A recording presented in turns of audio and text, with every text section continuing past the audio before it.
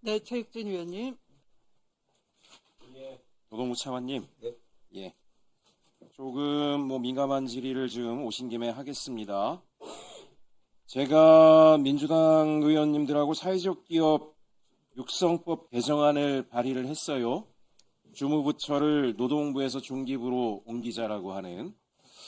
그런데 이제 지금 이게 노동부의 강력 반대로 해가지고 논의조차도 안 되고 있는 모양이에요. 제가 노동부가 해도 너무하는 거 아니냐라는 생각들을 좀 해봅니다. 물론 이제 그 사이에 고생하셨다는 거 인정은 해요. 최근에 어쨌든지 간에 우리 이재명 정부 들어와서 가장 큰 혜택을 본 부처 중에 하나가 노동부 아닙니까? 근로감독관도 엄청나게 증원되고 차관도 자리 하나 더 생긴 거 아닙니까? 사실은. 예? 그럼 그런 건 다 챙기시면서 정책 목표를 달성하기 위해서 이관해야 되는 것은 또 극렬하게 반대하는 이런 것들은 너무 이기적인 게 아닌가라는 생각이 들어요. 근거 없이 이런 말이 나온 게 아니지 않습니까? 영국이 사회적 기업 제도화한 게 2006년이에요. 우리가 2007년도에 했죠. 그죠? 영국이 사회적 기업 제도화하고 지금 현재 한 3만 개가 훨씬 넘었습니다. 이제 4만 개가 곧 됩니다. 우리 노동부가 육성한 사회적 기업은 3천 개 조금 넘었어요. 10분의 1도 안 돼요. 그럼 정책을 실패한 거 아닙니까? 예? 이유는 하나라고 봐요. 영국은 생태계로 갔죠. 금융지원체계, 국제개발협력 사업에 투입할 수 있도록 열어주고, 예? 그 다음에 저기 조달시장 만들어주고, 이런 식으로 해서 자생적으로 정부 지원은 많지 않았습니다. 우리가 정부 지원은 한 100배 정도 한 것 같아요. 재정은. 돈은 100배를 투입했는데 성과가 10분의 1 정도밖에 안 된다라고 하면 이건 실패한 거니까 잘하는 부처에 넘기는 게 좀 맞다고 봅니다. 근데 이 논의가 제가 알아보니까 이번만이 아니었어요.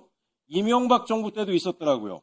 이명박 정부 때는 노동부가 사회적 기업 육성하기에는 거긴 기업 육성 부처가 아니니까 기업 감독 부처니까 총리실 쪽으로 이관하겠다는데 노동부가 강력 반대해서 그때 안 됐다 그래요.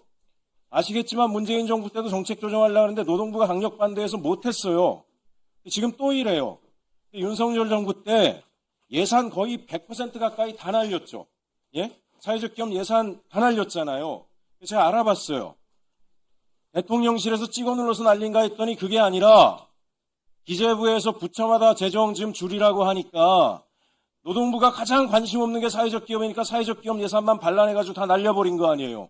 근데 이걸 어떻게 계속하겠다라고 저는 고집을 하실 수 있는지 개인적으로 또는 현장에서는 눈물을 흘리면서 호소를 했어요. 그때 너무 고통스러웠다고. 이걸 왜 가져갑니까? 잘하실 수 있는 거 하세요. 근로감독 잘하시고 기업들 부당행위하면 강력하게 조사해서 노동자들 지켜주고 하는 일 하시면 되고 기업 지원하는 일이나 이런 것들 사회적 기업 요구하는 게 뭐예요? 금융, 마케팅, 연구개발, 수출 지원 이런 거 해달라는 거 아닙니까 지금? 노동부가 가지고 있는 인프라가 없잖아요. 그런 거 갖고 있는 대로 보내서 거기서 하게 하면 되는데 왜 발목을 잡고 앉아가지고 이재명 정부의 성과를 못 만들게 하고 있습니까? 말이 돼요? 옆에 기후해가지고 부처 두 개를 지금 반란해서라도 새로 붙여가지고 지금 정책 목표 달성한다는데 반대했습니까? 환경부가 반대했어요? 산업부가 반대했어요? 안 했죠? 안 했습니다. 이 정부의 성공을 위해서 사퇴했죠? 네. 노동부는 왜 뻔뻔히 반대하고 이거 서민들을 위한 민생정책인데 제대로 하지 못하면서 이러고 있습니까? 장관님, 말 좀 해보세요. 말 좀. 예? 그렇게 나와 지키고 밖을 지키고 과 하나 지키는 게 중요합니까 지금? 바닥은 다 무너져가고 있어요. 망해가고 있다고요. 이 관련해서 노동부 입장이 뭔지 정리해서 따로 보고해 주시고 그 다음에 지난 정부에서 왜 자발적으로 예산을 다 날린 게 누구 탓인지 누구의 지시로 노동부 내부에서 자발적으로 했대요. 그 진짜 가장 어려운 사람들 예산을 노동부가 직접 다 발라낸 거예요. 그때 국장은 누구고 실장은 누구고 과장은 누구고 담당 주무성위원회 누구였는지 다 정리해서 보내주세요. 이상입니다. 네, 알겠습니다. 답변을 예, 의원님 말씀하신 내용 저희가 정리해서 보고 드리겠습니다. 다만 이제 저희가 얼마 전에 대통령 모시고 사회적 연대 경제 활성화를 위한 각 부처의 역할, 이런 것들을 행안부 중심으로 사회적 연대 경제를 활성화하기 위한 허브를 만들고 각 부처의 역할들을 하는 계획들을 저희가 보고를 드렸습니다. 그래서 이제 그거에 따라서 지금 각 부처 간에 협업을 하고 있고, 의원님 말씀 주신 것처럼 중소벤처기업부에 보내는 거에 장점도 있고, 사실은 잘 아시겠지만 이 사회적 기업이라는 게 기업적 속성만 있는 것은 아닙니다. 그래서 거기에는 사실은 연대를 위한 여러 가지 지역의 일자리 문제, 고용 문제, 취약계층에 대한 문제, 이런 것들이 다 복합적으로 되어 있기 때문에 의원님 말씀 주신 것처럼 그 부분에서 어떤 입장인지에 대해서 좀 더 소상하게 저희가 정리해서 의원님께 다시 한번 보고를 드리겠습니다. 장관님 대립에 하나만 더 말씀드릴게요. 노동부는 일자리 정책 연계하면 됩니다. 사회적 기업뿐만이 아니라 각 부처에 있는 모든 사회적 경제 조직에 취약계층 일자리 정책 연계하시면 되죠. 그게 원래 노동부의 역할에 맞는 거예요. 그 역할을 키워가시면 된다고 봅니다. 또 하나, 요번에 똑같은 일이 벌어졌다고 제가 확인했는데, 행안부가 사회연대경제기본법 통과시킬 때 노동부가 사회적 기업 육성정책 건드리면 동의 안 하겠다라는 그런 태도를 보였다라고 하는데, 이게 말이 됩니까 지금? 그런 거 하지 마세요. 예, 의원님 그게 예. 다른 거 발목 잡으면서 밥그릇 지키려고 하지 마세요. 이 정부가 제일 큰 혜택이 같잖아요. 왜 근로감독권 왜 늘렸습니까? 산재 예방 잘하시고 노동자 더 이상 죽지 않게 하는 거에 노동부가 전심전력하라는 거 아닙니까? 그래서 차관장이 더 준 거 아니에요. 그거에 집중하시고요. 이쪽은 이쪽이 잘 되게 해주는 거. 그게 정부 부처가 국민을 위해서 하는 일 아닙니까? 그렇게 좀 차관님은 제가 믿는 분이고 그리고 잘 하시는 분이니까 잘 좀 정리해서 대응해 주시기 바랍니다. 네, 별도로 한번 보고 드리겠습니다. 상세하게. 알겠습니다. 네.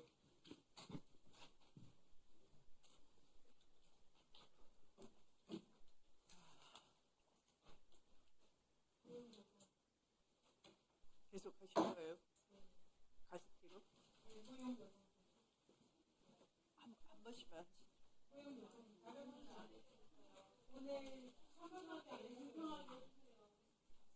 아니, 지금 위원님들이 다, 일정들이 다 있으셔서 또 확인을 한 결과 이 끝까지 진행해내기가 어려워요. 좀 양해해 주시기 바라고요.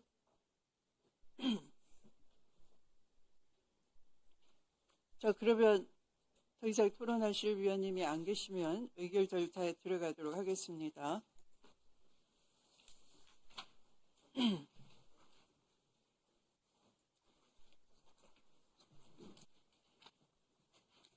의사일정 제48항의 법률안은 원안대로 의결하고자 하는데 이의가 없으십니까? 네, 가결되었음을 선포합니다.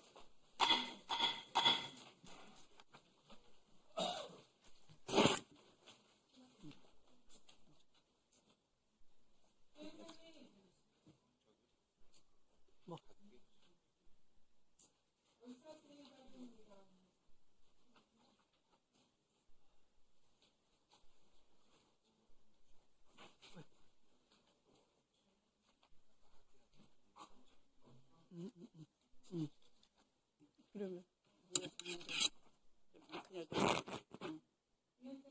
잠깐만요. 잠깐.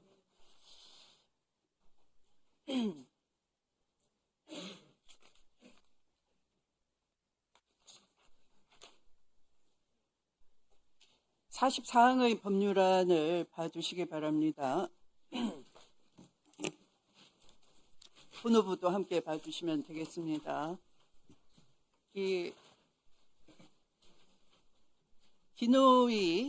기후노동위원회 소위에서 그 안제 10조에 기획단을 두기로 하고, 그러니까 공무직에 대한 지위와 뭐 여러 그 지원을 위해서 기획단을 설치하고 기획단 단장을 고위 공무원단에 속하는 공무원으로 하고, 그 구성과 운영에 대해서 필요한 사항을 대통령령으로 정하기로 하는 그런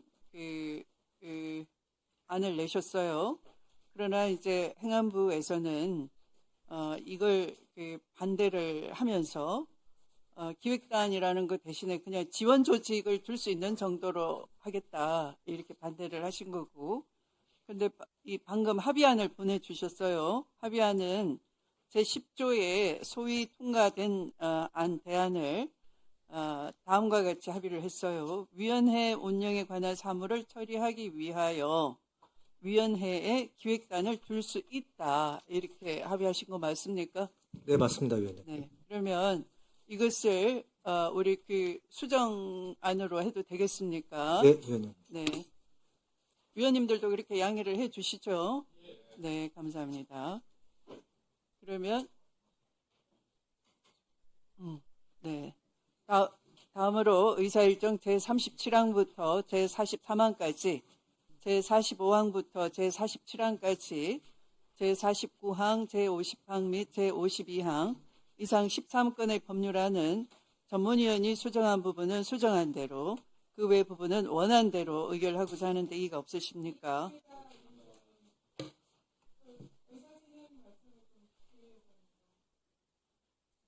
어떤 네. 네.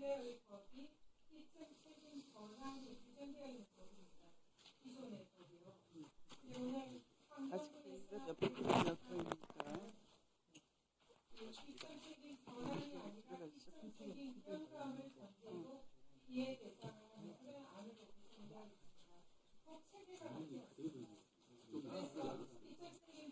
네, 그러면 이렇게 하겠습니다. 일단 41항은 제외하고 다시 위원님 여러분께 확인을 해보겠습니다. 수정 의결되는 법안을 알려드리겠습니다. 다음으로 의사일정 제37항, 제38항, 39항, 40항, 42항, 43항, 45항, 46항, 47항, 49항, 제50항, 51항, 52항 이상 12건의 죄송합니다. 51항은 아니고요. 다시 하겠습니다. 의사일정 제37항, 38항, 39항, 40항, 42항, 43항, 45항, 46, 47, 49, 50, 52 이상 12건의 법률안은 전문위원이 수정한 부분은 수정한 대로, 그 외 부분은 원한 대로 의결하고자 하는데 이의가 없으십니까? 네, 그러면 가결되었음을 선포합니다.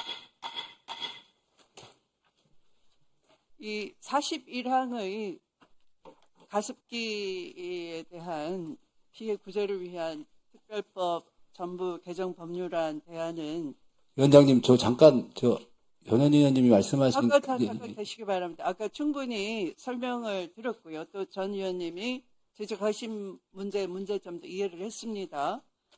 그러나 이것은 이 새로운 정책적인 제안이라고 할 수가 있습니다. 그래서 여기 법사위는 이 해당 기후에너지환경노동위원회 대안으로 보낸 것에 대한 체계자구심사 권한만 보유를 하고 있습니다. 그래서 새로운 정책적 제안에 대해서는 우리 국회의원은 각자가 헌법기관으로서 새로 개정안을 발의를 할 수도 있고요. 또 해당 상임위를 거쳐야 되는 것입니다. 그래서 해당 상임위가 이렇게 법안을 만들어서 넘어온 것에 대한 것을 대상으로 체계의 정합성이나 자구의 그 이상 유무 이런 것을 확인하는 과정이 있기 때문에 지금 더 나아가서 지금 제안하시는 것은 이제 별다른 문제이어서 오늘 이것에 대해서는 충분한 토론이 이루어졌다고 보고요. 여기에 대해서 표결에 들어가도록 하겠습니다. 네.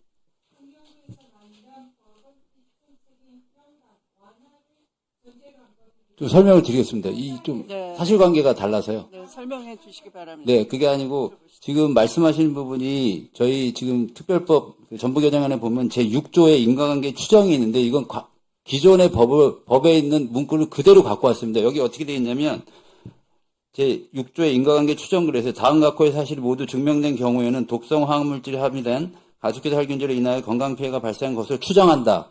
다만 사업자가 증명한 경우엔 그러지 아니하다 그래가지고 이게 인과관계 추정을 하는 겁니다. 사업자가 증명을 못하면 그냥 인정이 되는 겁니다. 이걸 그대로 갖고 와서 저희가 기존에는 인정을 했는데 경감을 한 게 아니고 이 조문을 그대로 갖고 온 겁니다. 예. 그 점이 오해 없으시면 좋겠습니다.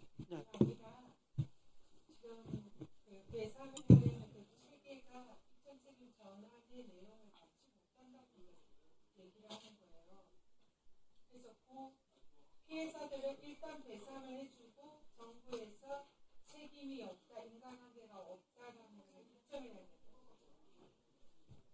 저희가, 아까도 말씀드렸는데 피해자 단체가 25개나 됩니다. 저희가 피해자 단체들하고 수십 차례 회의를 했고요. 지금 이제 일부 말씀하신 내용은 그 전부를 대변하는 의견이 아닙니다. 그러니까 저희가 공통적인 의견은 다 담았다고 생각을 하고요.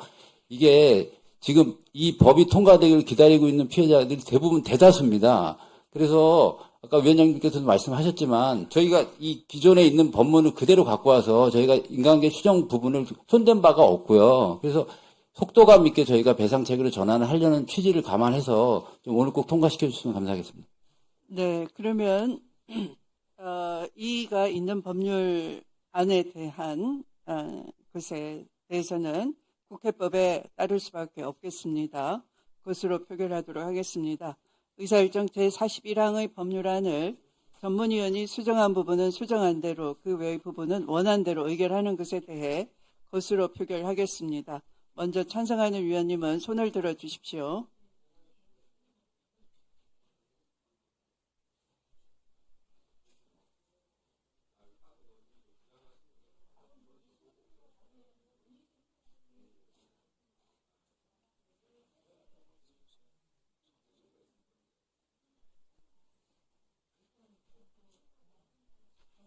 다시 말씀드리겠습니다. 제41항의 법률안을 전문위원이 수정한 부분은 수정한 대로 그 외 부분은 원한 대로 의결하는 것에 대해 것으로 표결하겠습니다. 먼저 찬성하는 위원님은 손을 들어 주시기 바랍니다.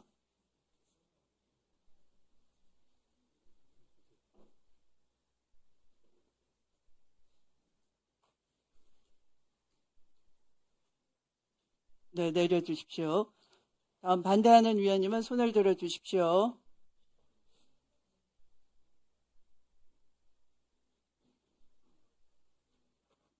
자, 내려주십시오.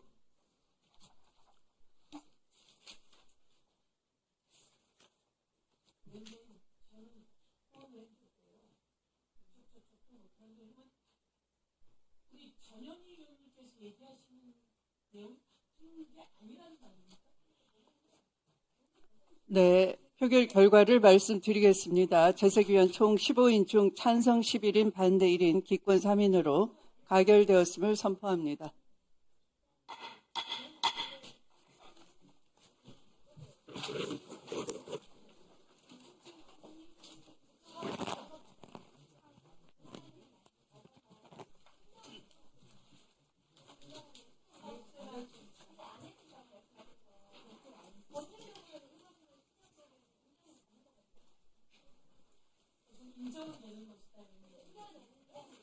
다음으로 의사일정 제44항의 법률안은 대체 토론에서 논의된 사항을 반영하여 아까 공무주기죠.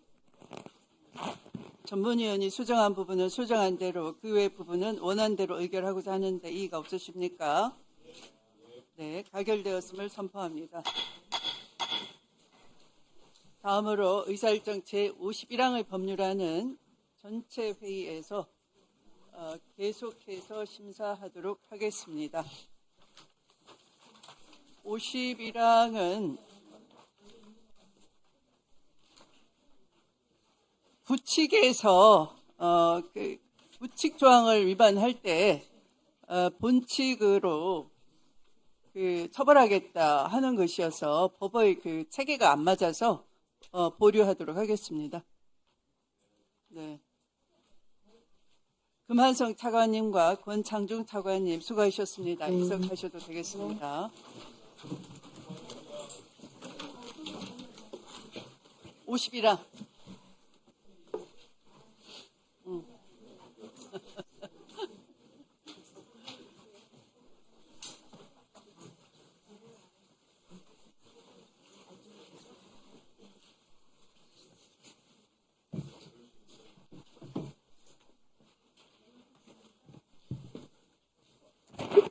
네, 저녁 드립니다.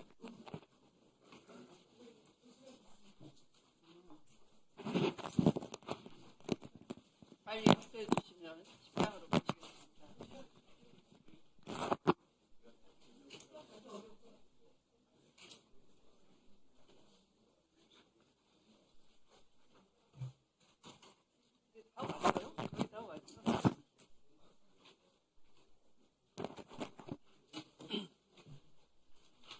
다음으로 산업통상자원 중소벤처기업회 소관 의사일정 제53항 기술보전기금법 일부 개정 법률안을 상정합니다. 이 법안은 앞서 전체 회의에 상정되었다가 계류된 법안입니다. 전문위원회의 검토 보고는 생략하겠습니다. 바로 대체 토론에 들어가도록 하겠습니다. 계류 사유는 앞서 의결한 제52항 기후위기 대응을 위한 탄소 중립 녹색 성장 기본법 일부 개정 법률안이 선행 의결돼야 한다는 것을 전제로 했기 때문입니다. 법률안 심사를 위해 한성숙 중소벤처기업부 장관께서 출석해 주셨습니다. 그러면 이 안건에 대해 대체 토론하실 위원님 계십니까? 박은정 의원님. 그 당시에 이제 이 기후위기 대응 기본법 통과를 전제로 좀 이렇게 하자고 네. 말씀을 드려가지고 같이 올라왔는데 당시에 이제 신용보증기금법도 같이 말씀을 드렸거든요. 근데 신용보증기금법은 정무위에서 아직 의결이 안 된 건데 이거는 괜찮나요? 그러면 이 신용보증기금이 이 안에 같이 들어가 있어서 이 법이 그냥 그대로 통과돼도 무방하다고 판단하셔가지고 올리신 것 같아요. 제가 네, 보기에는. 네, 저희는 그렇게 판단했습니다. 아, 그런가요? 네. 그러면은 그러면 이 부분에 대해서는 이의는 없습니다. 네. 오신 김에 지금 장관님한테 대형마트 새벽 배송 관련해서 네. 정부에서 지금 추진하려고 하는 게 쿠팡의 지금 대형 유통 기업에 대응해서 지금 대형마트 새벽 배송을 허용하는 유통산업발전법을 개정하시려는 거잖아요.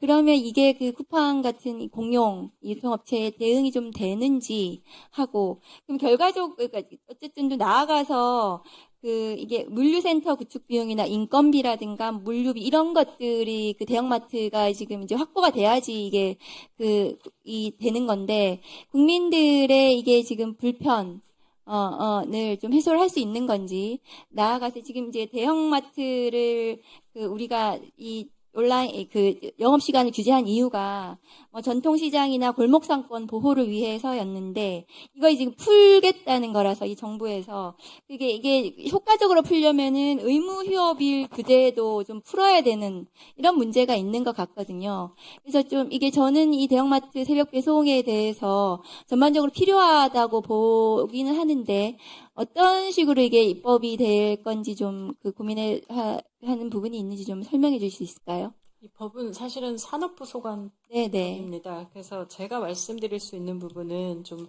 한계가 보편적으로 있을 수도, 말씀드릴 예. 수 있는 수준에서 말씀드릴 수 있을 것 같은데요. 지금 현재 의원님들 잘 아시는 것처럼 워낙 이제 오프라인과 온라인의 유통의 변화가 사실 지난 10여 년간 꽤 많은 부분이 일어났고 그것 때문에 점유율의 변화라고 하는 것이 이 온라인에서 오프라인의 마트들도 꽤 어려움을 겪는 상황이라는 이야기들도 이제 꽤 많은 부분이 이번 법이 추진되는 부분에 반응이 있다고 생각되고요. 이 부분에 대해서 대형 마트들이 준비가 됐냐라는 부분들은 사실 개별 기업마다의 상황이 조금 다 다를 상황일 것 같긴 합니다. 그래서 어떤 경우든 지금 현재 새벽 배송을 안 하고 있는 상황이니까 새벽 배송에 맞는 체계를 갖추는 시간은 필요하지 않을까 개별 기업마다 라는 생각은 들고요. 다만 이 부분에 대해서 사실 의무 휴업일 규제까지 풀어야 하는 거 아니냐라는 말씀은 이게 또 한편으로 본다면 또 소상공인과 이 시장, 전통시장의 또 상황 속에서 또 다 생각해야 될 좀 부분들이 있기 때문에 그런 부분에서 좀 여러 차원에서 다각도로 검토해야 될 사항들은, 그러니까 다른 부분까지 더 가는 부분들은 있다는 생각이 듭니다. 그러면 이제 국민들은 매일매일 장을 보는 게 일상이기 때문에 의무휴업일에 좀 막혀버리면 안 되는 거거든요. 새벽배송이라는 것이 토일에 못하게 되면은 이게 큰 효과를 발휘하지 못할 수도 있는 이런 문제가 발생하기 때문에 대형마트의 새벽배송은 그러면 나아가서 의무휴업일 규제까지 푸는 것이 아닌가 이런 고민이 또 있으실 것 같아서 네네. 잘 좀 말해주셨으면 좋겠습니다. 네네.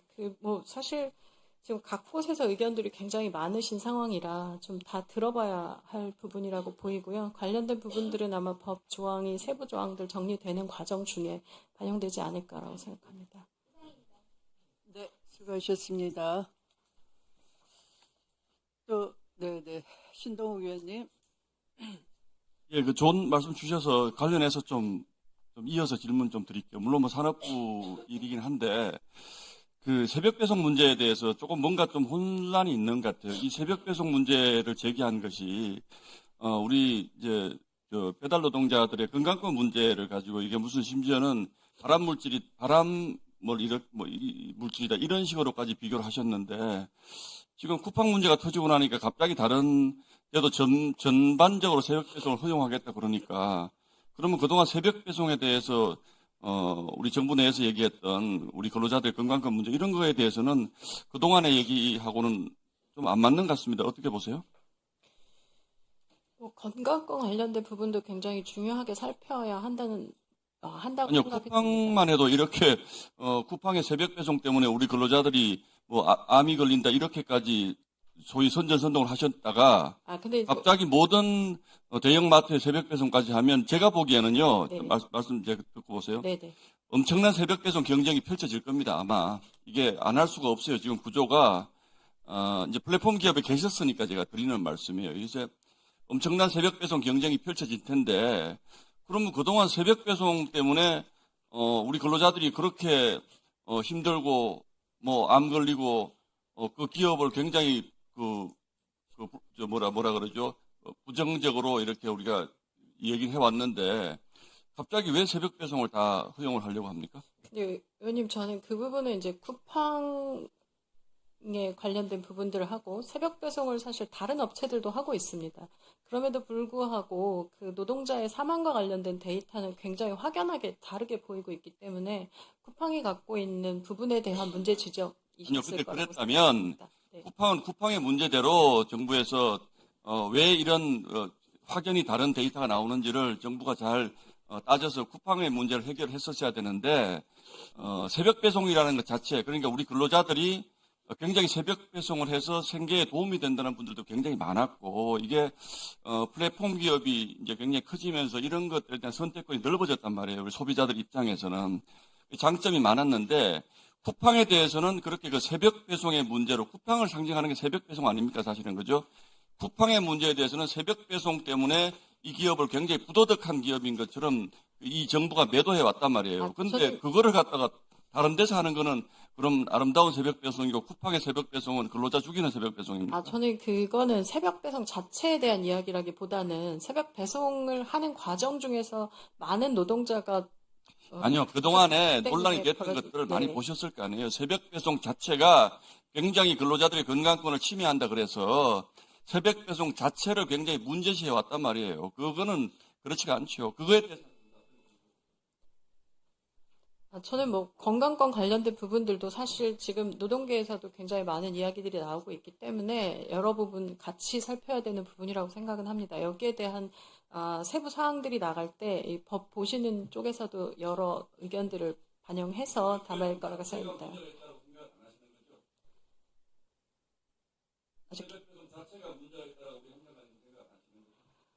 뭐 유통에 새로운 변화들이 일어나고 있는 상황인 거죠.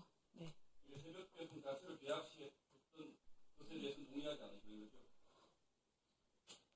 저는 그 자체를 죄악시하셨다고 생각하지는 않습니다. 네. 네, 서영교 의원님.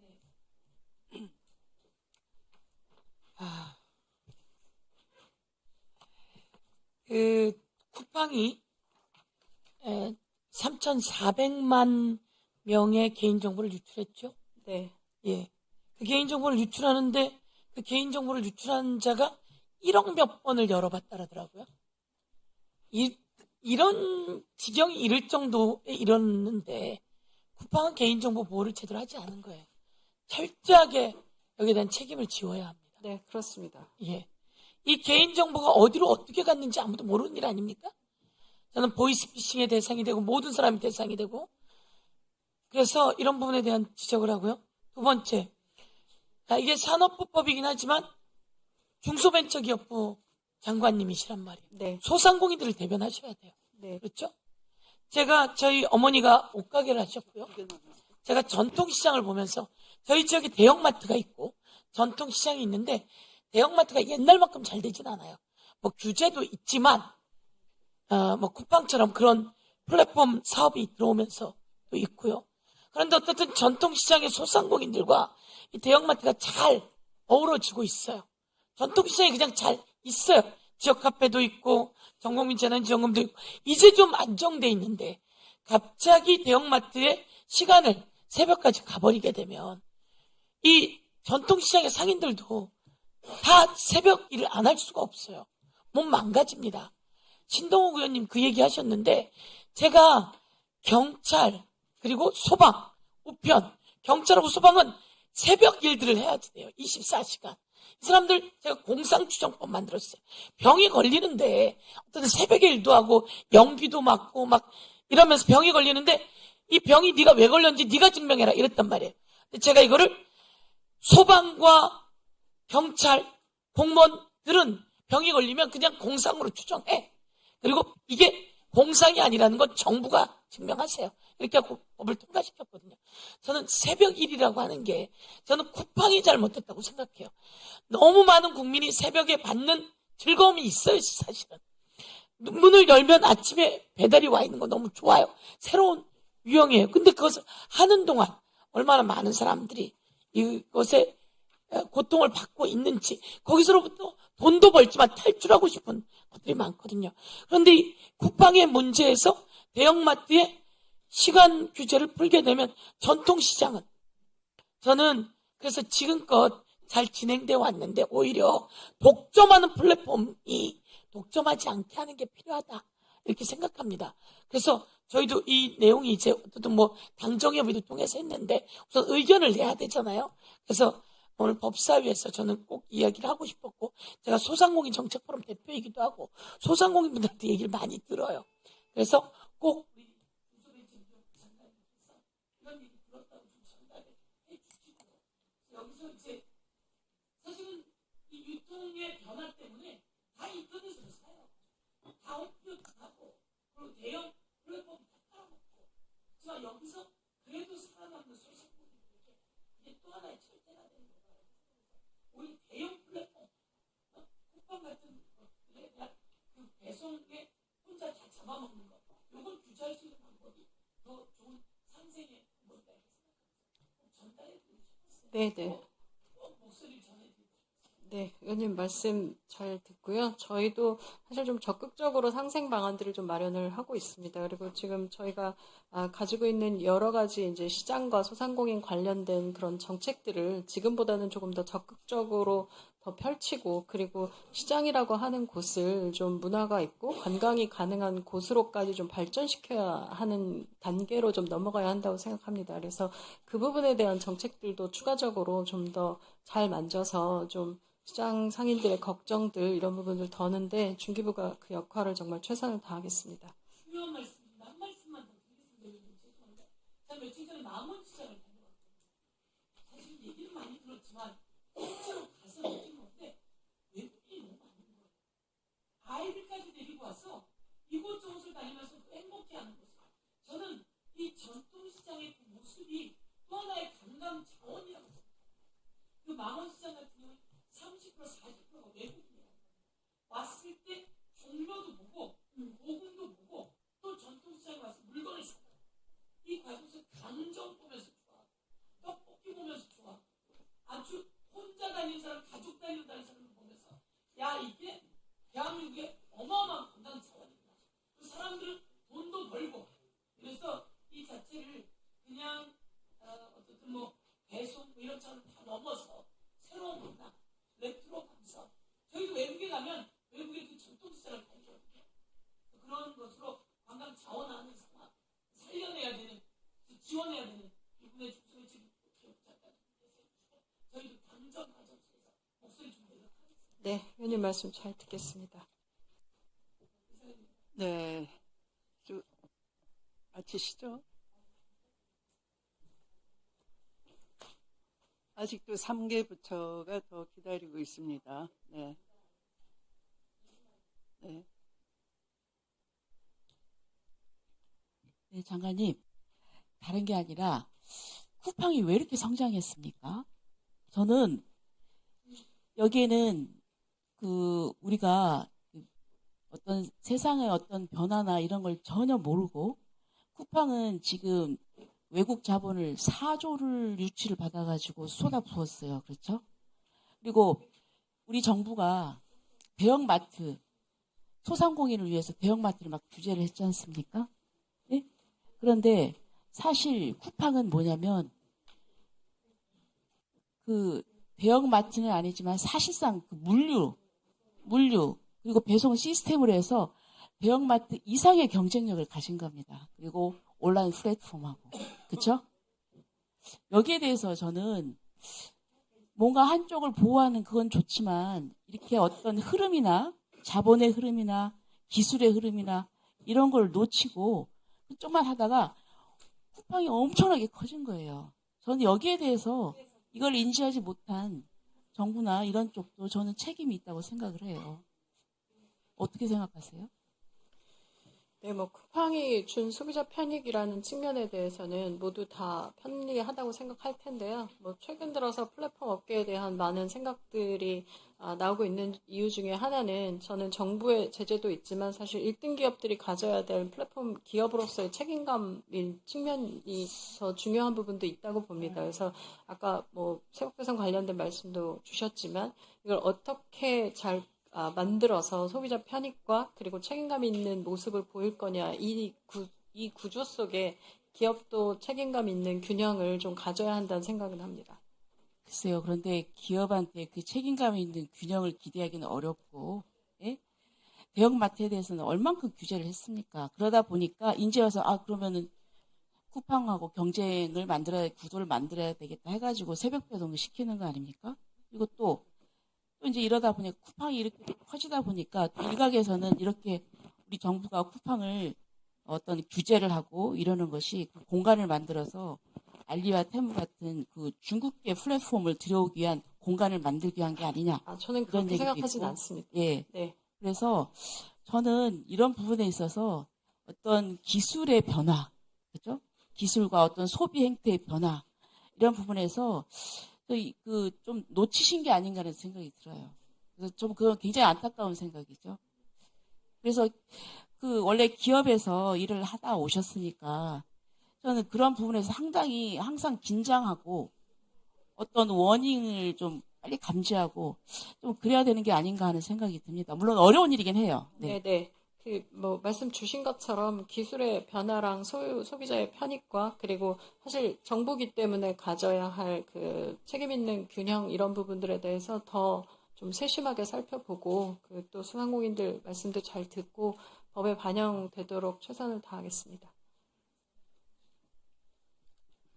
네, 수고하셨습니다. 그러면 더 이상 토론하실 위원님이 안 계시면 의결 절차에 들어가겠습니다. 53항의 법률안은 원안대로 의결하고자 하는데 이의가 없으십니까? 네, 가결되었음을 선포합니다. 한성숙 장관님 수고하셨습니다. 이석하셔도 되겠습니다.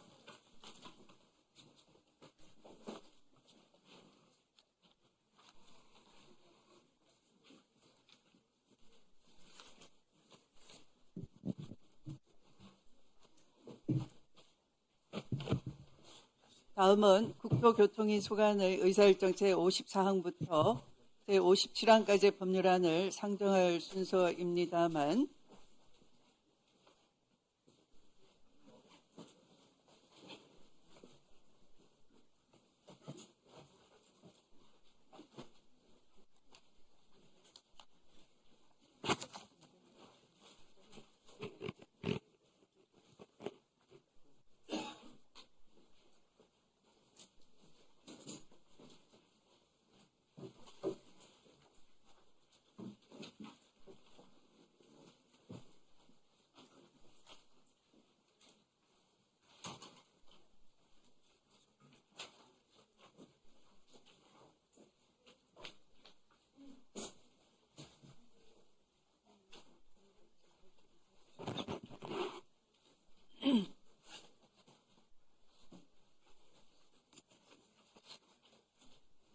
의사일정 제54항부터 의사일정 제57항까지의 법률안을 상정할 순서입니다.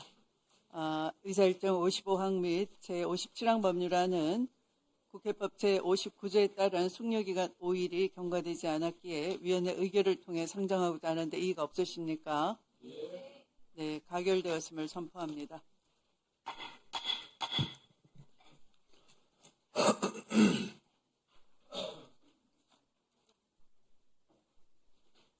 다음으로 국토교통위원회 소관 의사일정 제54항부터 제57항까지의 법률안과 12, 29 여객기 참사 진상규명 및 피해자 진상규명과 피해자 및 유가족의 피해 구제를 위한 특별위원회 소관 의사일정 제58항의 법률안 등 5건의 법률안을 일괄 상정합니다. 심정희 수석 전문위원께서 검토 보고해 주시기 바랍니다. 네, 수석 전문위원입니다. 의사일정 54항부터 제58항까지 국토위 소관 4건의 법률안과 12.29 여객기 참사 특위 1건의 법률안에 대해서 보고드리겠습니다. 의사일정 제54항 민홍철 의원이 대표 발의한 국제물류진흥지역 지정 및 운영에 관한 특별법안은 무역항, 공항, 철도 중 2 이상의 국제물류시설이 효과적으로 연계 가능한 지역에 물류, 제조, R&D 등 융복합을 촉진하는 국제물류 거점을 조성하기 위해서 특별법을 제정하려는 것입니다. 검토한 결과 주민 의견 청취 관련 조문들이 중복적으로 부정되어서 이를 정비하는 등 간단한 자구 수정이 있었습니다. 의사일정 제55항 천준호 의원이 대표 발의한 부동산 거래 신고 등에 관한 법률 일부 개정 법률안은 동일 시도 내에서 지가가 상승하거나 그러한 우려가 있는 지역의 경우 예외적으로 국토부 장관이 토지거래 허가구역으로 지정할 수 있도록 하고 거래 허가구역 지정 전 비밀 유지 의무를 신설하는 내용입니다. 현행 규정과의 관계에서 국토부 장관이 토지거래 허가구역 지정 사유가 장관의 토지거래 허가구역 지정 사유가 불명확한 점이 있어 그 사유를 각목으로 나눠서 명확히 규정하고 대통령령으로 이임할 사항의 범위를 명확히 하였습니다. 또한 형사처벌할 비밀 유지 의무의 구성 요건 중 허가구역 지정과 관련된 내용의 부분이 불명확하여 토지거래 허가구역 지정 시 공고할 사항으로 그 내용을 명확히 하였습니다. 의사일정 제56항 궤도운송법 일부 개정안 대안은 궤도사업 허가 유효기간을 20년 이내로 제한하면서 그 기간이 끝나면 재허가를 받도록 하는 내용 등입니다. 궤도사업 재허가 제도 신설과 관련해서 안 제4조 9항 중 재허가 기준 전부를 시행규칙인 국토부령으로 이임하고 있는 부분이 기본권 제한의 법률유보 원칙이나 법제 원리에 부합하지 않는 측면이 있어 국토부령 이임 근거를 삭제하는 대신에 집행계획들을 고려해서 현행 제3조 제3항에 따른 법률상 허가 기준을 준용하는 방식으로 국토부와 협의해서 수정했습니다.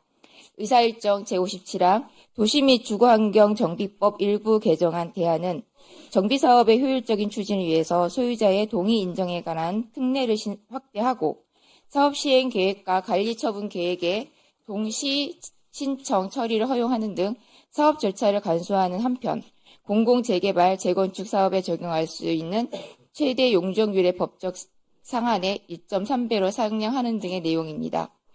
검토한 결과 안 제8조 제6항은 기본계획 수립권자와 정비계획 입안권자가 동일한 경우 스스로에게 이주수역 정비계획을 제출하게 하는 등의 문제가 있어 그 제출 과정 없이 스스로 기본계획을 검토 변경하도록 수정하고 별도의 항을 신설하여 구청장 등의 경우에만 이주 수요 정비계획 기본계획을 수립권자에게 제출하도록 규정하였습니다. 안 제45조에 이는 전자적 방법을 활용한 의결권 행사 결과의 부당한 위조, 조작, 유출과 이를 요구하는 행위를 금지하는 내용이나 형법상 사전자 기록, 이작, 변작죄 및 그 행사죄의 법문 표현, 요구 행위는 교사범으로 처벌 가능한 점, 업무 방해죄 및 사전자 기록, 이작, 변작죄보다 가중 차별하는 입법 취지를 고려해서 요구 행위가 아니라 이작, 변작죄 의결권 행사 기록을 사용하는 행위를 처벌하는 것으로 구성 요건을 수정하였습니다. 그 밖의 사항은 자료를 첨부해 주시기 바랍니다. 마지막 의사일정 제58항 12.29 여객기 참사 피해 구제 및 지원 등을 위한 특별법 일부 개정안 대안은 공무원인 피해자가 질병휴직 제도를 사용하는 경우 인사상 불이익한 처우를 금지하고 휴직 기간을 직무에 종사한 기간으로 간주하는 특례를 신설한 내용입니다. 특별한 문제점이 없는 것으로 보았습니다. 이상 보고를 마치겠습니다. 네, 수고하셨습니다. 법률안 심사를 위해 김윤덕 국토교통부 장관께서 출석하셨습니다. 이 안건들에 대해 대치 토론하실 위원님 계십니까? 네, 주진 의원님 토론해 주십시오. 네, 국토부 장관님. 네. 얼마 전에 문재인 전 대통령이 부동산 정책은 좀 실패한 것 같다. 문재인 대통령 시절의 부동산 정책에 대해서 스스로 실패를 인정했습니다. 그 원인이 뭐라고 보십니까? 주무장관으로 보셨을 때 지난 정부에서 그 전직 대통령이 실패했다라고 할 정도면은 원인 분석을 해봤을 것 같은데 어떻습니까? 저희들 특별히 문재인 당시에 부동산 정책을 평가한 적은 없습니다. 다만 좀 여러 가지 그 요인은 저희들이 이번 공급 대책도 내지는 규제 지역 준비하면서 좀 그 생각을 해보고 정리를 좀 하긴 했는데. 아니 이게 필요한 것이 문재인 정부 때 그 24번, 6번 정도 정책을 발표했는데 매번 부동산 값이 올랐잖아요. 그러니까 사실 그 당시에 뭐가 잘못됐는지 짚어보는 건 당연히 필요한 것이고요. 제가 왜 이 지적을 드리냐면 지금 이재명 정부에서 하는 부동산 정책의 흐름이 그 당시랑 거의 똑같아요. 놀라울 정도로 똑같습니다. 취임 직후에 문재인 전 대통령 시절에 문정부 시절에 그때도 대출 규제를 먼저 시작했습니다. 대출 규제 시작했고 이재명 정부에서도 대출 규제를 시작했어요. 근데 집값이 대출을 너무 규제하다 보니까 실수요자까지 막히면서 매매가 끊기고 오히려 부동산 값이 더 올랐습니다. 그러니까 임대주택 공급이라는 카드를 또 꺼내 들었어요. 근데 그게 또 안 먹혔습니다. 그러니까 문재인 정부도 투기과열지구로 지정을 했고 지금 이번 정부에서도 투기과열지구 지정하고 토지거래 허가구역을 전부 다 서울 전역과 경기도 12곳을 묶은 거 아니겠습니까? 그리고 나서 그래도 부동산 값이 안 잡히니까 문재인 정부에서도 다주택자 양도세 중과 카드를 꺼내 들었어요.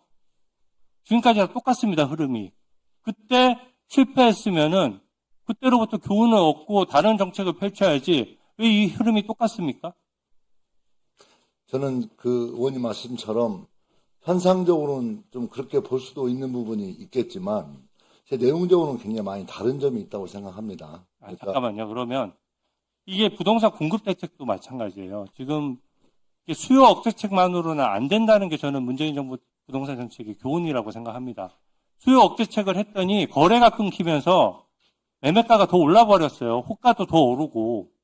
근데 실제로 1월 29일 부동산 공급 대책도 보면 장관님께서도 얼마 전에 인정하셨다시피 문재인 정부 때 얘기했던 거랑 거의 비슷한 지역들이 많이 들어가 있단 말이죠. 그러니까 실제로는 민간의 재건축 그 규제 같은 걸 완화해야 된다고 보는데 그래야지 민간 공급이 될 거 아닙니까? 거기에 대한 의견은 어떠세요? 예, 저는 그 민간에 대한 규제 완화에 대해서는 다양한 형태로 이번 법에도 올라와 있지만 형태로 진행하고 있다고 생각하고 있고요. 공공 어떤 주도의 공급 정책과 민간에서 공급하는 걸 너무 대립시켜서 보지 않고 저는 둘 다를 잘 하는 게 중요하다 이렇게 생각하고 있습니다. 다만 민간에만 의존할 경우에는 잘 아시겠지만 지난 3년 동안 민간이 일정하게 자재비라든가 이런 게 인상되면서 사실상 민간 주도의 공급이 거의 절벽에 가까운 상태가 되다 보니 지금 26년도에 와서는 주택 공급에 있어서 상당히 심각한 문제가 생겼다고 저는 보고 있거든요. 그랬을 때 공공 주도의 어떤 공급 정책 또 민간의 재건축 재개발과 같은 정책을 규제 완화해서 활성화시키는 두 가지 어떤 패턴으로 하는 게 좋겠다.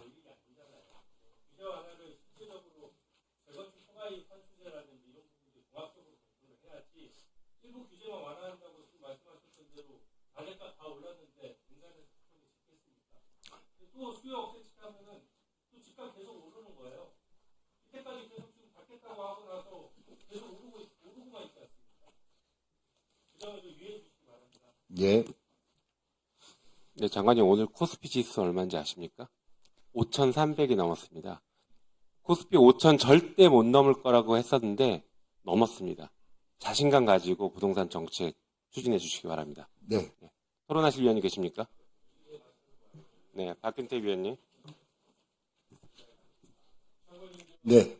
우리 12.29 네. 주항공 참사 관련해서 오늘 법률 개정안이 네. 상정이 됐습니다. 제주항공 참사 사고 원인 조사가 너무 늦어지고 있지 않습니까? 예. 유족들이 현장에서 너무 분노를 예. 많이 하십니다. 예. 그럼에도 불구하고 그분들이 계속 절제를 하는 이유는 이재명 정부에 대한 신뢰가 있기 때문에 그런 것 같습니다. 네. 그리고 대통령께서도 빨리 진상조사를 하도록 이렇게 말씀을 하셨던 것 같은데 지금 정부 차원에서 좀 어떤 노력들이 이루어지고 있는지 궁금합니다. 지금 철도항공 사고조사위원회가 지금 사고조사를 진행을 했습니다. 근데, 이 사고조사위원회의 어떤 전문성도 좀 부족하고 또 지금까지 진행되는 과정에서 정보 공개 등과 여러 가지 문제점으로 인해서 상당히 불신을 받아온 게 현실이었습니다. 또 저희 국토부의 어떤 직접적인 연관은 없지만 어쨌든 국토부의 산하 기관으로 되어 있기 때문에 저는 국토부 또한 이 사고조사의 대상이라고 생각합니다. 수사 대상이기도 하고요.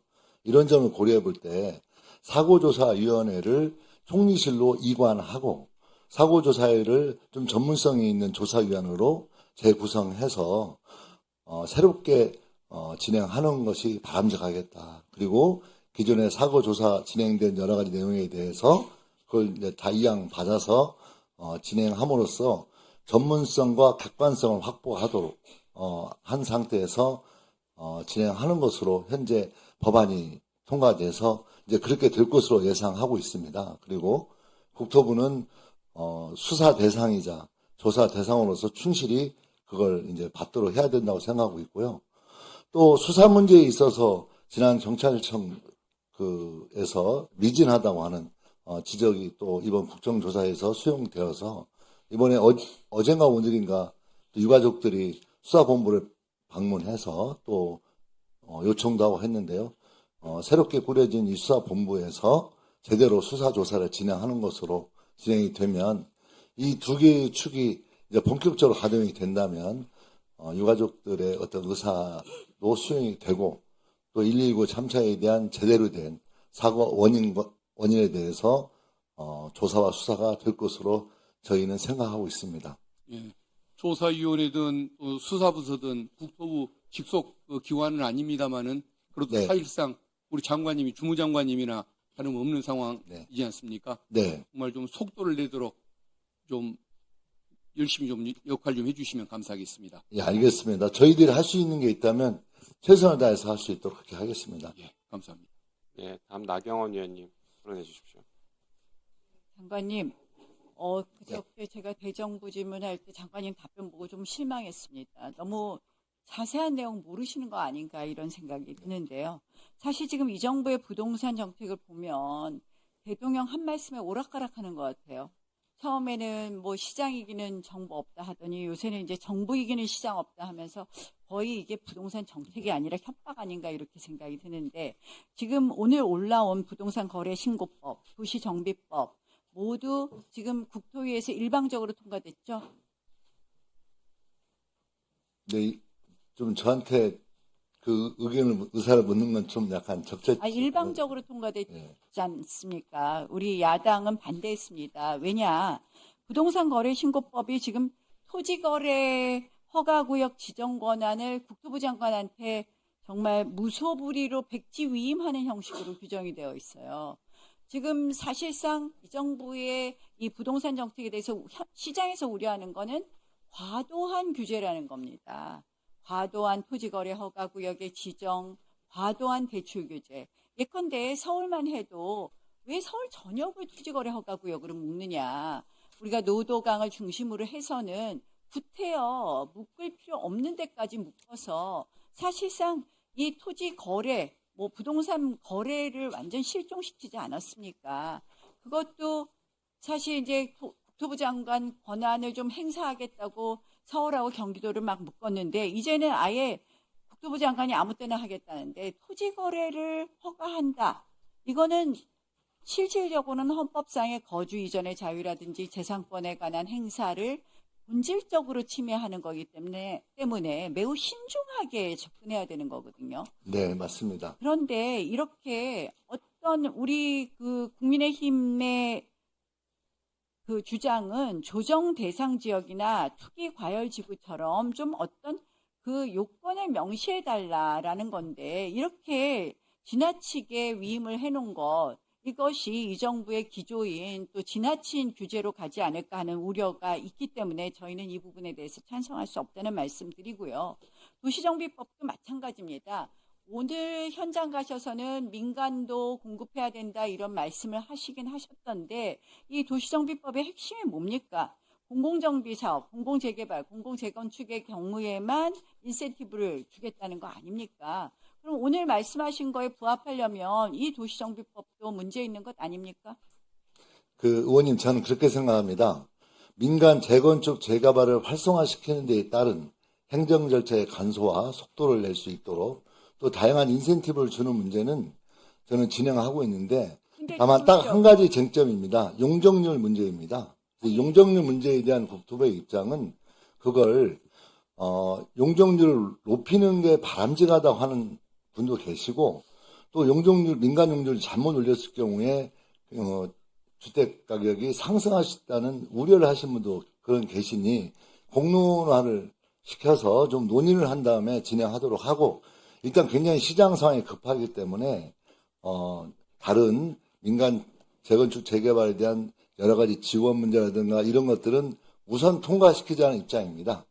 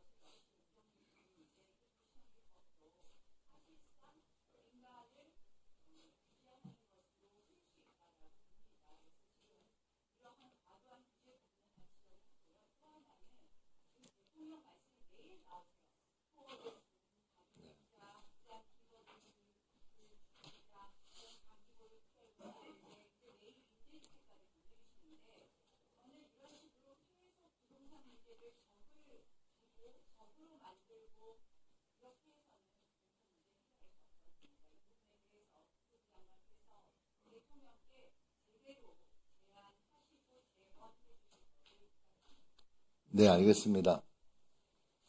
네, 또 토론하신 의원님.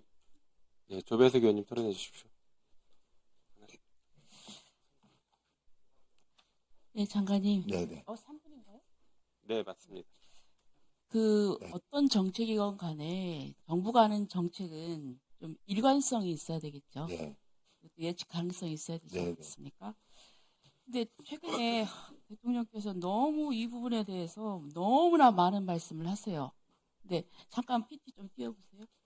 그동안에 한 걸 보니까 제가 지금 대통령께서 작년 7월 달에는 수요 억제책 엄청나게 많이 남아있다. 그 다음에는 또 나중에는 12월 달에는 대책이 없다. 쉽게 해결 안 된다. 이제는 뭐 부동산 정상화는 5,000피, 계곡 정비보다 훨씬 쉽다. 이렇게 또 얘기를 하시고. 네? 저는 이 부분에 있어서 시장에 저는 굉장히 혼란스러운 신호를 준다. 근데 최근에는 지금 굉장히 강력하게 말씀하시는데 등록 임대 사업자들을 좀 보겠습니다. 네. 2018년도에는 뭐라고 했냐면은 정부가 애국자라고 치켜 세우면서 장려를 했어요. 그죠? 그래가지고 이 사람들이 그러니까 정부에서 이렇게 하는구나 해가지고 그 재산을 투입을 해서 임대주택을 이제 공급을 해왔어요. 근데 이제 와가지고는 양도 차익을 누리면서 버티는 투기꾼으로 이제 몰았어요. 그래갖고 세제 혜택을 뺏겠다고 한다 이러면은 지금 어떤 국민이 정부 정책을 믿고 따르겠느냐. 이렇게 세게 하다가 조금만 참으면 나중에 풀리겠지. 이렇게 나올 거예요. 지금 대통령께서는 서울 아파트 42,500호가 매물로 나오면 집값이 잡힐 것이다. 이렇게 장담을 하는데 그렇게 나올 것 같습니까? 네. 나올 것 같아요? 웃으시네요. 네, 아닙니다. 예, 예. 예. 자, 그러면 나오면 참 다행이지만 만약에 아니라면은 임대 공급이 줄어가지고 오히려 전세 대란이 나올 거란 말이죠. 네. 이 부분에 대해서 국토부에서 뭐 시뮬레이션 해보셨나요? 예, 저희들은 긍정적으로 생각하고 있습니다. 네? 시뮬레이션 해보셨어요? 구체적으로? 아니, 제 얘기하는 건 지금 이 정책이 매매가, 전세가에 각각 몇 % 영향을 주는지 좀 과학적인 그런 걸 넣어서 좀 시뮬레이션 해보셨나요?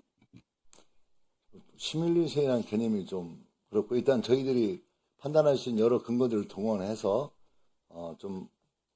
판단하고 또 생각하고 있는 거라고 생각해 주시면 좋을 것 같습니다. 장관님,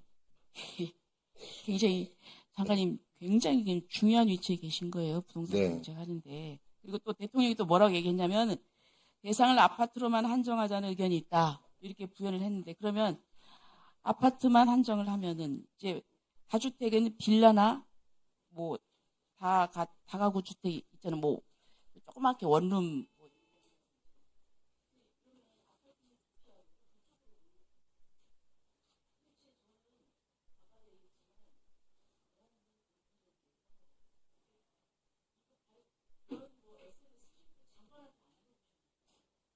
네, 아직 안 물어봤는데요. 다만 전체적인 부동산 정책 기조에 대해서는 대통령께 직접 보고하고 또 대화하고 논의를 했습니다.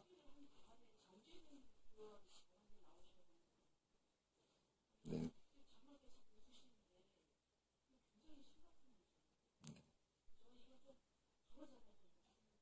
네, 충분히 논의할 수 있도록 그렇게 하겠습니다.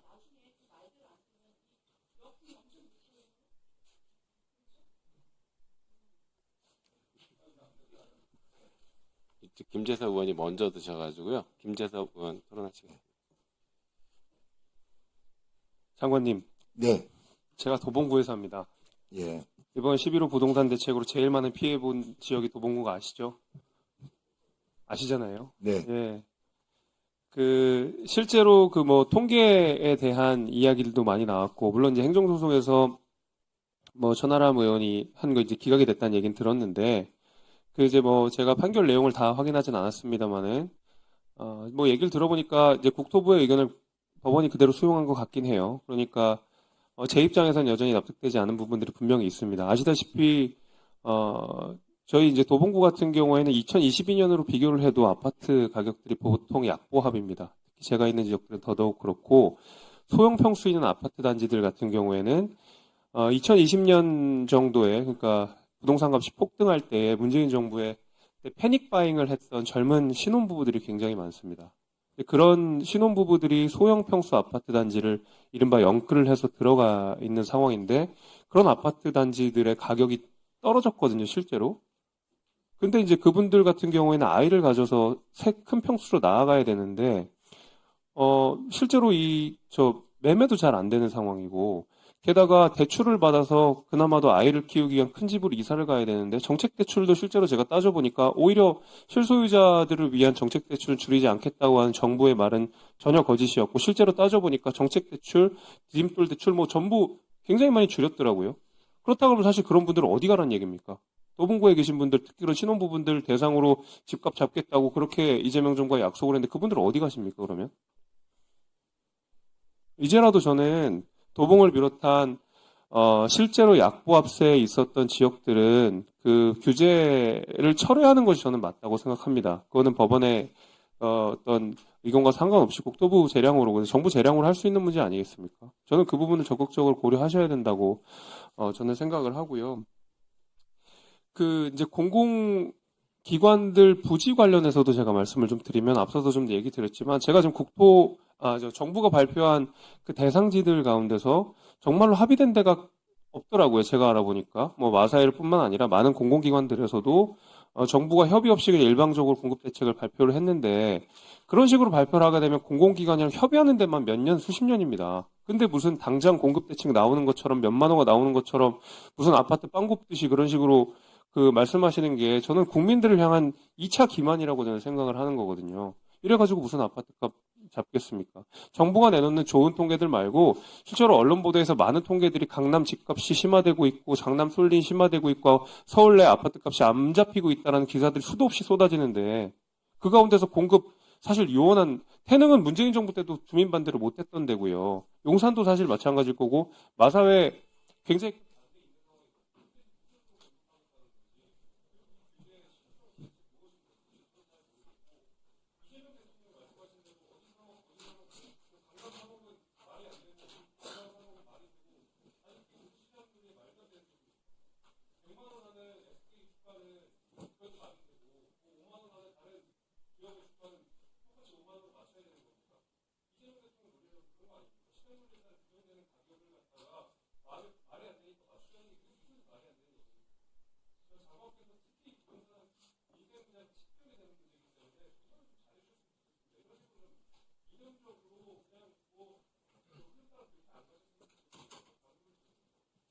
네, 알겠습니다.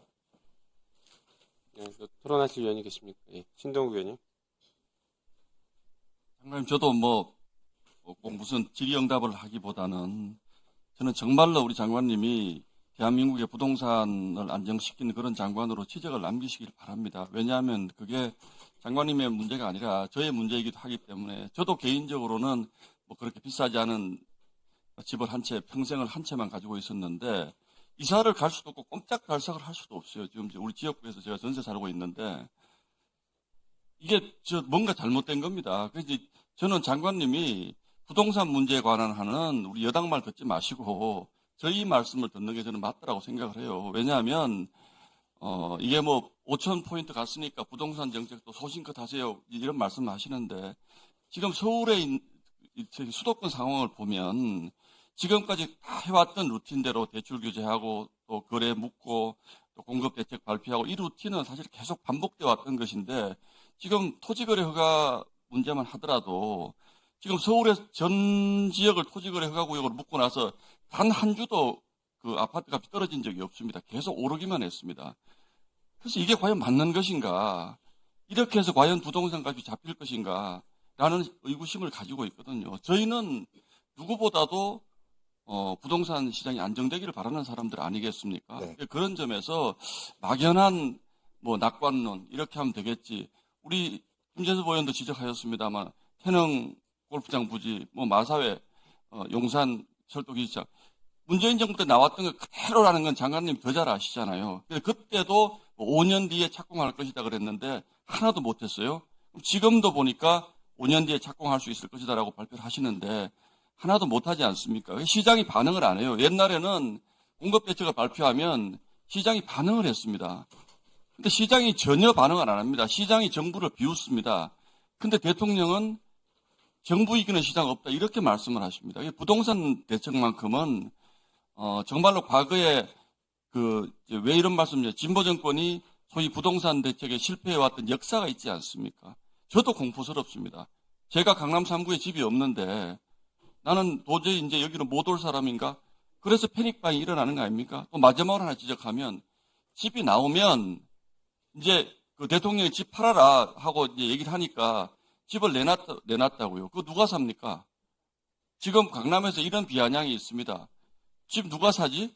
대출 규제 저렇게 묶어놓고 지금 강남에 30평대 아파트들이 40억, 50억 하는데 설사 그분들이 집을 내놓으면 대출 규제가 저렇게 6억으로 묶여 있는데 현찰 부자 또는 중국인 외에는 집을 살 수가 없습니다. 그래서 이 부동산 값이 안 잡힌다는 거예요. 그래서 저는 정말로 좀 간곡히 부탁드리는 게 선후 관계라든지 또는 과거에 실패했던 경험이라든지 이런 것들 정말로 좀 진지하게 한번 검토해 보시고 부동산 문제에 관해서는 큰 고점을 남긴 예. 네, 더 이상 토론하실 위원님이 안 계시죠? 예, 안 계시면 의결하도록 하겠습니다.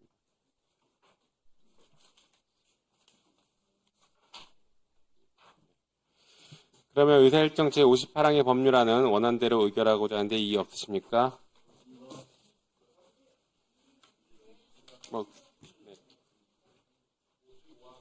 네, 보시면서 말씀 주십시오. 58항은 여객기 참사, 58항도?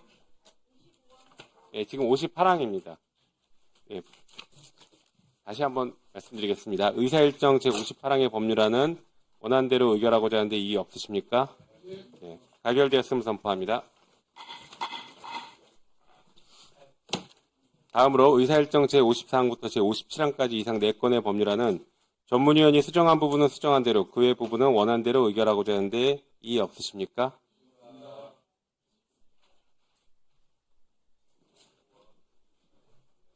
(55항과 57항에) 이의가 있으십니까?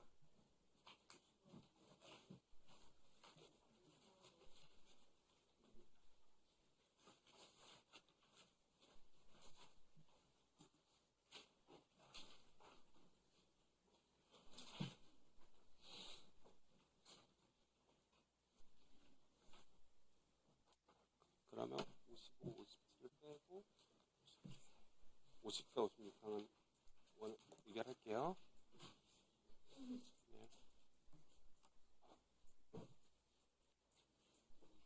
네, 그러면 이의가 있는 의사일정 제55항, 57항의 법률안은 국회법에 따라 표결하기로 하고 그에 앞서 이의가 없는 나머지 법률안을 먼저 의결하도록 하겠습니다. 의사일정 제54항, 56항의 법률안은 전문위원이 수정한 부분은 수정한 대로, 그 외 부분은 원한 대로 의결하고자 하는데 이의 없으십니까? 네, 가결되었음을 선포합니다. 다음, 이의가 있는 법률안에 대해 국회법에 따라 거스로 표결하겠습니다. 먼저 의사일정 55항의 법률안을 전문위원이 수정한 부분은 수정한 대로, 그 외 부분은 원한 대로 의결하는 것에 대해 거스로 표결하겠습니다. 먼저 찬성하는 위원님은 손을 들어주시기 바랍니다. 네, 내려주십시오. 다음 반대하는 위원님은 손을 들어주시기 바랍니다. 네, 내려주십시오.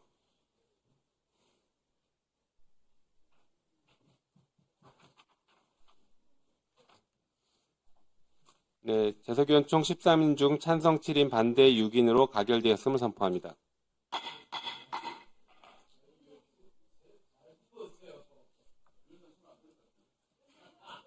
제가 제일 먼저 들었습니다. 다음 의사일정 제57항의 법률안을 전문위원이 수정한 부분은 수정한 대로, 그 외 부분은 원한 대로 의결하는 것에 대해 거스로 표결하겠습니다. 먼저 찬성하는 위원님은 손을 들어주시기 바랍니다. 내려주십시오. 다음 반대하는 위원님은 손을 들어주시기 바랍니다. 내려주십시오. 내려주십시오. 표결 결과를 말씀드리겠습니다. 재석위원 총 13인 중 찬성 7인, 반대 6인으로 가결되었음을 선포합니다. 네, 김윤덕 장관님 수고하셨습니다. 이석하셔도 되겠습니다. 다음으로 성평등가족위원회 소관 의사일정 제59항부터 제62항까지 이상 4건의 법률안을 일괄하여 상정합니다.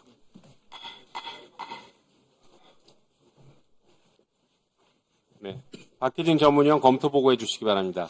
의사일정 제59항부터 제62항까지 성평등가족위원회 소관 4건의 법률안에 대한 체계작부 검토 결과 보고드리겠습니다.